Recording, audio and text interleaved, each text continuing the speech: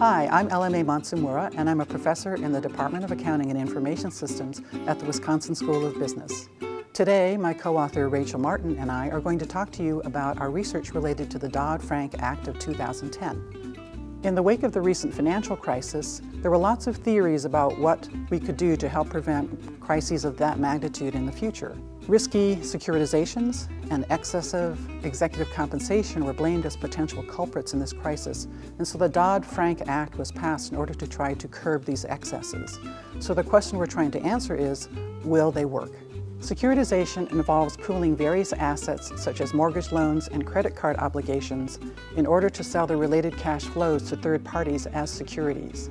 Typically, these assets are sold to something called special purpose entities, or SPEs, who in turn sell the assets to investors. To understand whether the Dodd-Frank reforms will work, we need to understand the incentives of executives with respect to securitizations. Securitizations bring in extra cash flow to the firms, and what we'd like to understand is, do executives directly benefit from these increased cash flows? Rachel Martin is going to share the results with you. To answer our question, we use data from 1993 to 2009. As you can see, we find that CEOs of securitizing banks get paid more on average than CEOs of non-securitizing banks. However, we don't see the same pattern when we look at non-bank firms. CEOs of securitizing non-bank firms do not get paid more on average than CEOs of non-bank, non-securitizing firms. Our next logical question was, do these securitizing banks that pay their CEOs more actually perform better than other firms? If so, maybe the additional pay is warranted. We find that they don't. The return on equity for these securitizing banks is no better than the return on equity for other types of firms. So what are the implications of these results?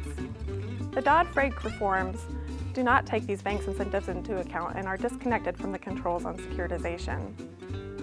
They do not focus on those that originate the securitizations, like the banks that we study in our research, and instead focus on those special purpose entities that issue the securities.